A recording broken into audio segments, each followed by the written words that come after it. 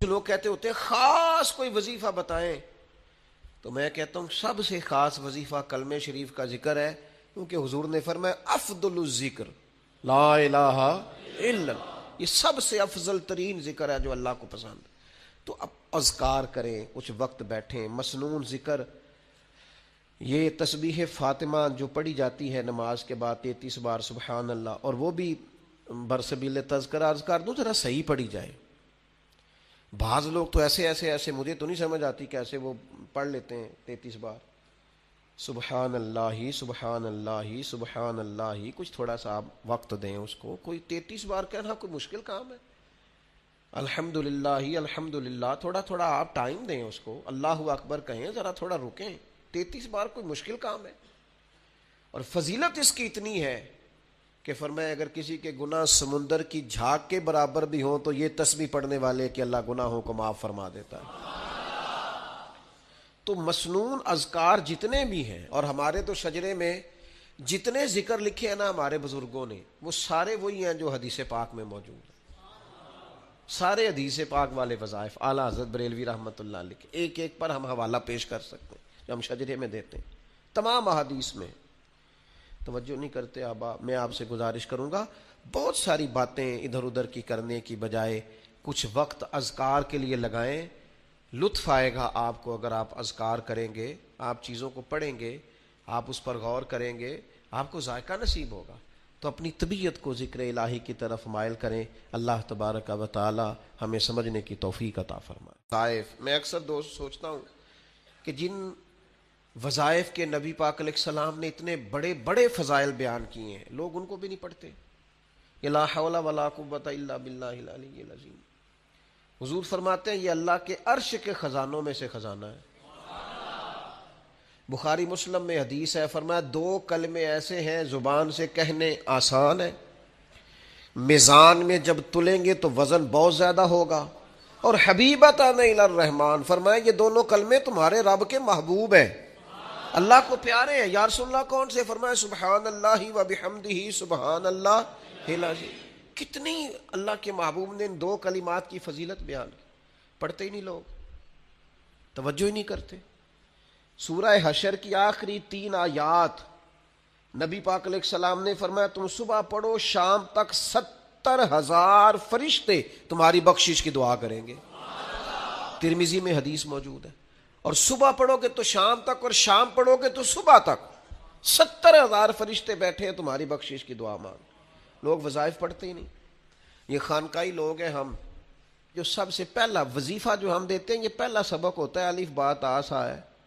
ہمارے مفسرین فرماتے ہیں کہ اس دن قدر والی کتاب قرآن پاک قدر والے محبوب پہ نازل ہوئی اور قدر والی امت کی طرف بھیجی گئی۔ نبی پاک صلی اللہ تعالیٰ علیہ وسلم نے جب پرانی امتوں کی عمریں دیکھی نا، کسی کی 1000 سال ہوئی، کسی کی اس سے زیادہ ہوئی، تو اللہ کے محبوب علیہ السلام کے دل مبارک میں یہ خیال آیا کہ میری امت کی عمریں تو بڑی تھوڑی ہوں گی، تو کیسے اتنی لمبی نیکیاں کر سکیں گے؟ تو اللہ تعالیٰ نے پھر لیلۃ القدر عطا فرمائی۔ گویا اس ایک رات میں جو آدمی نیکی کرے، 1000 دن نہیں۔ کتنا لوگوں کو شوق ہے کہ کوئی ایسا جیک لگے، یکدم میری ساری چیزیں بڑھ جائیں، تو اس پر بھی تو ذرا غور کرے نا۔ یہ ایک رات 1000 دن سے نہیں، 1000 مہینے سے افضل ہے۔ 1000 یکدم آپ کی نیکیوں کی عمر 1000 ماہ تک چلی جاتی ہے، کتنی بڑی فضیلت کی بات ہے۔ میرے رسول کریم صلی اللہ تعالیٰ علیہ وآلہ وسلم خاص توجہ دلاتے، اس رات کے حوالے سے خاص توجہ دلاتے۔ اور یہ رات کب ہوتی ہے؟ صحیح حدیث میں موجود ہے، نبی پاک صلی اللہ تعالیٰ علیہ وسلم نے فرمایا کہ اسے رمضان کے آخری عشرے میں تلاش کرو۔ گویا یہ جو 5 طاق راتیں ہیں نا، 21ویں، 23ویں، 25ویں، 27ویں، 29ویں، ان طاق راتوں میں اس رات کو تلاش کرو۔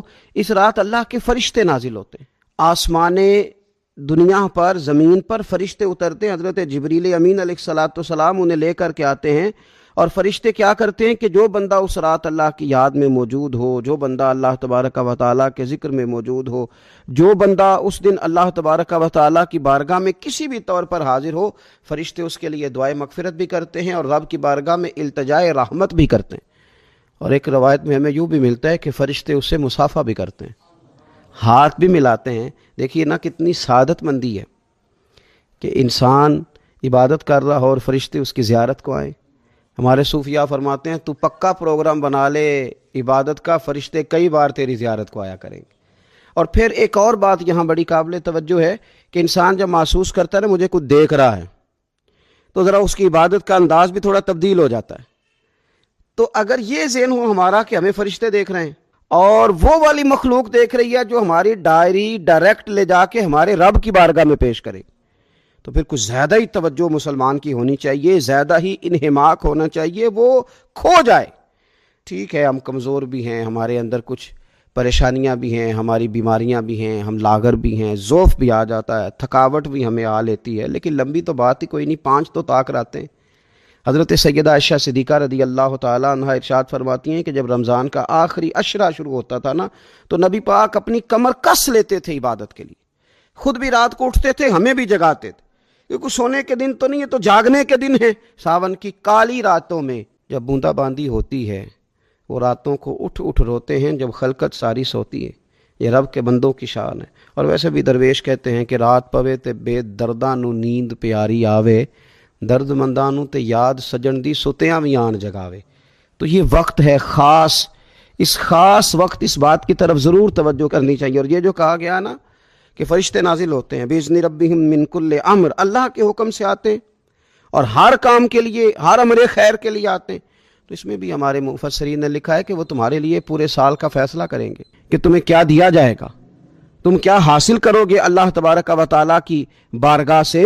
تو اس کا معنی یہ ہوا کہ پھر تو یہ لینے کی رات ہے.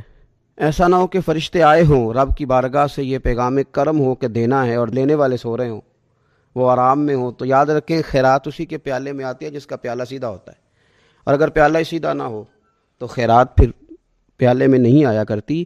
تو پھر اس کو جو کہا گیا نا کہ یہ سلامتی والی ہے، تو اس میں ایک اور بات بھی ہمارے پھر مفسرین نے لکھی ہے کہ اس رات، شیطان تو ویسے ہی قید ہے، اس رات بندے کا نفس بھی نہیں اسے تنگ کرتا. یہ طاق راتیں اتنی حسین ہے کہ تھوڑی سی بندہ ہمت کرے تو اللہ عبادت کے لیے اس کے دل کو قرار عطا کر دیتا ہے، اسے سکون ملتا ہے، طبیعت ٹھنڈی ہو جاتی ہے اور وہ بڑے ذوق کے ساتھ اللہ کی عبادت کرتا ہے. خوب بیداری کا مظاہرہ کریں طاق راتوں میں. میں نے رمضان سے پہلے مشورہ دیا تھا کپڑے وقت پہ خرید لو عید کے، اور وقت پہ سلا لو اور وقت پہ چیزیں لے لو. یہ جو خاص دن ہیں عبادت کے، یہ لوگوں کے بازاروں میں گزر جاتے ہیں. یہ زیادہ تر وقت ہمارا خریداری میں اور شاپنگ میں اور ایسے مہمل کاموں میں صرف ہو جاتا ہے کہ جن کی وجہ سے یہ خاص چیزیں جو ہمیں میسر آنی تھیں ان سے ہم کئی دفعہ رہ جاتے ہیں. تو اس رات کرنا کیا ہے؟ زیادہ سے زیادہ کھڑے ہو کے رب کی عبادت کریں، قرآن شریف کی تلاوت کریں، استغفار پڑھیں. سیدہ طیبہ طاہرہ حضرت عائشہ صدیقہ رضی اللہ تعالی عنہا نے عرض کی یا رسول اللہ اگر مجھے یہ رات مل جائے تو کیا پڑھوں؟ تو فرمایا عائشہ تم یہ دعا مانگنا، اللہم انکا عفو، اے اللہ بے شک تو درگزر کرنے والا، تحب العفو، اور تو درگزر کرنے کو پسند بھی کرتا ہے، فاعف عنی، ہم سے بھی درگزر فرما، ہمارے گناہوں کو معاف فرما. یعنی اس رات اللہ سے درگزر کا سوال کریں. جو لوگوں کے سامنے اپنی خطائیں ہوتی ہیں وہ تو ویسے بیچارے ہر وقت معافی مانگتے رہتے ہیں. جن کے پیش نظر اپنی غلطیاں ہوتی ہیں، جو اپنے رب کریم کی بارگاہ میں حاضر ہونے کا ارادہ رکھتے ہیں صاف ستھرا ہو کر، وہ تو ویسے ہی معافی کے طلبگار ہوتے ہیں. تو یہ تو خاص چانس ملا ہے معافی مانگنے کا، تو بالکل سستی کا مظاہرہ نہ کریں. بالخصوص وہ لوگ جو اعتکاف میں موجود ہیں. نیند تو کسی وقت بھی آ جاتی ہے، آپ دوپہر کو بھی ذرا چپ کر کے لائٹ آف کریں تو یہ آ ہی جاتی ہے. آپ سر شام بھی تھوڑا سا کھانا کھانے کے بعد اگر کمر سیدھی کرنے کو بھی لیٹ جائیں تو نیند تو پھر بھی آ ہی جاتی ہے. لیکن یہ سنہری قسم کے ایام ہیں، سختی نہیں، پابندی نہیں، فرض نہیں، لیکن اگر شوق کے ساتھ، ذوق کے ساتھ، توجہ کے ساتھ. میں ایک مثال دیا کرتا ہوں کہ یہ ہمارے پاس قیمتی دن ہے رمضان کے، ایک عمل کا ثواب 70 کے برابر ہے. تو جس طرح انسان کے پاس کوئی چیز تھوڑی دیر کے لیے آئے تو اس نے جانا ہو تو لوگ اس سے زیادہ فائدہ اٹھانے کی کوشش کرتے. دیہاتوں میں نا غریب گھروں میں استری نہیں ہوتی تھی، ہر گھر میں نہیں ہوتی تھی، تو کسی پڑوس سے استری لے کے آتے تھے تو بوڑھے لوگ یہ کہا کرتے تھے کہ زیادہ کپڑے استری کر لو، استری واپس کرنی ہے. جس چیز کو واپس کرنا ہو تھوڑی دیر کے لیے ہمارے پاس ہو، اس سے زیادہ لوگ نفع لینے کی کوشش کرتے ہیں. تو یہ تو تھوڑے دن باقی رہ گئے، طاق راتیں تھوڑی رہ گئیں، زیادہ نفع لینے کی کوشش کریں. اللہ تعالیٰ اس سال جب فرشتے لیلۃ القدر پہ آئیں تو وہ امت مسلمہ کے لیے ایسا رحمت کا پیغام لے کے آئیں کہ دین پھر سے غالب ہو جائے، اسلام پوری دنیا کے اندر اپنے غلبے کے ساتھ سامنے آ جائے، کفر کا، ظلم کا، زیادتی کا، جبر کا ہمیشہ کے لیے خاتمہ ہو جائے، اور اللہ تعالیٰ اس سال لیلۃ القدر میں جن لوگوں کو معاف کرے گا رب کریم ہم سب کے نام اس میں شامل فرمائے۔ آخر دعوانا ان الحمدللہ رب العالمین۔ قرآن مجید نے ارشاد فرمایا میرے گھر کو خوب صاف ستھرا کرو، طواف کرنے والوں کے لیے اور اعتکاف کرنے والوں کے لیے اور رکوع اور سجود کرنے والوں کے لیے۔ نبی پاک صلی اللہ تعالیٰ علیہ وسلم نے ہر سال رمضان المبارک کے آخری عشرے کا اعتکاف فرمایا ہے۔ ایک سال کسی وجہ سے اعتکاف نہ فرما سکے تو اگلے سال 20 دنوں کا اعتکاف فرمایا۔ نبی پاک صلی اللہ تعالیٰ علیہ وآلہ وسلم نے اعتکاف کا جو مقصد بیان کیا وہ شب قدر کی تلاش بیان کیا۔ اعتکاف سے مراد یہ ہے کہ انسان سارا کچھ چھوڑ چھاڑ کے اللہ تعالیٰ کے گھر میں اس کی عبادت کے لیے، اس کو راضی کرنے کے لیے بیٹھ جائے، اور 10 دن جب وہ مسجد شریف میں حاضر رہتا ہے تو حضور صلی اللہ تعالیٰ علیہ وسلم فرماتے ہیں اللہ تعالیٰ اسے 2 حج اور 2 عمرے کا ثواب عطا کرتا ہے۔ اعتکاف کے اندر کچھ باتیں بڑی ضروری ہوتی ہیں، جیسا کہ انسان کو بلا ضرورت طبی مسجد سے باہر نہیں آنا، اس کو کوئی فضول بات نہیں کرنی، اس کو کوئی ایسا کام نہیں کرنا کہ جو شریعت اسلامیہ جس سے منع کرتی ہو۔ اس کے ساتھ ساتھ کچھ اعتکاف کے آداب بھی ہیں کہ اس نے 10 دن مسجد کے اندر رہنا ہے تو آخر اس نے کرنا کیا ہے۔ ہمارے ہاں لوگ مسائل پوچھ لیتے ہیں اور مسائل پوچھنے کے بعد پھر ان کی گنجائش سے بہت زیادہ فائدہ اٹھاتے ہیں۔ اس میں کوئی شک نہیں ہے کہ باہر سے آنے جانے والے آدمی کے ساتھ آپ گفتگو کر سکتے ہیں، ضرورت کے تحت آپ ٹیلی فون پر بھی بات کر سکتے ہیں، لیکن اس کو اگر آپ نے یہی کام کرنا تھا اور بہت زیادہ وقت اسی پر ضائع کرنا تھا تو پھر تو آپ پہلے سے باہر موجود تھے۔ اعتکاف میں آنے کا مقصود تو اللہ کی عبادت ہے۔ اعتکاف میں جب آپ آ گئے تو اس کا مقصد ہے کہ آپ کچھ دنوں کے لیے لوگوں سے کٹ کے اللہ کی بارگاہ میں حاضر ہو گئے، آپ نے اپنے رب کو راضی کرنے کا ارادہ کر لیا۔ تو اعتکاف میں ایک تو شوق سے آئیں۔ ہمارے علماء نے لکھا ہے کہ زندگی میں ایک بار تو اعتکاف کاری لینا چاہیے، اس پر توجہ ہو ہی جانی چاہیے۔ وقت ملنا تو زندگی میں پراپر طریقے سے تو بڑا مشکل ہوتا ہے، لیکن وقت نکال کے اعتکاف میں ایک دفعہ تو زندگی میں آ ہی جانا چاہیے، اور کسی کو ہر سال موقع مل جائے تو پھر تو کیا ہی بات۔ تو اعتکاف کے اندر جو کام ہم نے کرنے ان میں سب سے زیادہ اور سب سے پیارا کام یہ ہے کہ کثرت کے ساتھ قرآن پاک کی تلاوت کریں۔ نبی پاک صلی اللہ تعالیٰ علیہ وآلہ وسلم رمضان المبارک میں قرآن پاک کا دور فرماتے تھے حضرت جبریل امین علیہ السلام کے ساتھ، اور جس سال حضور کا وصال ظاہری ہوا اس سال حضور فرماتے ہیں 2 مرتبہ قرآن پاک کا دور کیا۔ 2 دفعہ حضور نے حضرت جبریل امین کو قرآن شریف سنایا اور 2 دفعہ انہوں نے نبی پاک صلی اللہ علیہ وسلم کو سنایا۔ تو بہت کثرت کے ساتھ قرآن پاک کی تلاوت کی جائے۔ ایک پہلو اور بھی ہے اس کا، اس پر بھی آپ توجہ کریں گے۔ قرآن مجید کو پڑھنا بھی ضروری ہوتا ہے اور صحیح پڑھنا سب سے زیادہ ضروری ہوتا ہے۔ تو اگر آپ کسی ایسی مسجد میں تشریف فرما ہیں جہاں آپ کے لیے بندوبست کیا گیا ہے تو کوشش کریں کہ وہاں قاری صاحب سے، عالم صاحب سے، امام صاحب سے آپ قرآن مجید کو سیکھیں، اور کوئی زیادہ مشکل نہیں ہے۔ پورے 10 دن آپ موجود ہیں، اور اگر آپ 10 دن پوری توجہ کے ساتھ قرآن مجید کے مخارج پہ لگائیں گے تو امید ہے کہ بہت حد تک آپ کو قرآن مجید سمجھنے میں، پڑھنے میں آسانی ہونے لگی۔ دوسرا، اعتکاف میں جب آپ موجود ہیں تو آپ کو کوشش کرنی ہے کہ آپ محاسبہ نفس پر توجہ دیں۔ آپ اپنے اوپر غور کریں، زندگی میں کون سی ایسی غلطیاں ہیں جو جان نہیں چھوڑ رہی، ان کی کس طرح کر کے اصلاح کی جا سکتی ہے۔ کون سے ایسے کام ہیں جو میں کرتا ہوں تو اس غلطی میں زیادہ مبتلا ہو جاتا ہوں، اور کون سی ایسے کام ہیں، کون سی ایسی جگہ ہیں جہاں میں جاتا ہوں تو میرا ان غلطیوں سے نکلنے میں مجھے وہ جگہیں اور وہ کام مددگار ہوتے ہیں۔ تو اپنے محاسبہ نفس پر توجہ دی جائے۔ اعتکاف کے 10 دنوں میں موقع ملتا ہے انسان کو اپنے لیے سوچنے کا۔ حضرت مجدد الفسانی شیخ احمد فاروق سرہندی رحمۃ اللہ تعالی علیہ سے کسی نے پوچھا تھا کہ دنیا میں خوش نصیب شخص کون ہوتا ہے، تو فرمایا جسے دید قصور حاصل ہوتی ہے۔ حضور دید قصور کیا ہوتا ہے؟ فرمایا جسے اپنی غلطیاں نظر آنی شروع ہو جائیں۔ جب اللہ تعالیٰ کسی کے ساتھ بھلائی کا ارادہ کرتا ہے تو اس کی کمزوریاں، اس کی غلطیاں اس کے سامنے لاتا ہے تاکہ اسے اصلاح کا موقع ملے، اور جب ایسا نہیں ہوتا تو پھر تو لوگ جب غلطی مانیں گے ہی نہیں تو اصلاح کیسے ہوگی۔ تو اعتکاف کے 10 دنوں میں محاسبہ نفس پر خاص توجہ دیں، اپنی زندگی میں اپنا حساب کریں، اپنا حساب۔ اور جناب عمر فاروق رضی اللہ تعالیٰ عنہ کی وہ روایت ہمیں بتاتی ہے کہ حساب کر لو اس سے پہلے کہ تمہارا حساب کیا جائے۔ تیسری بات، ایک تو قرآن پاک پڑھیں گے، ایک محاسبہ نفس کریں گے، تیسری بات مراقبہ کریں.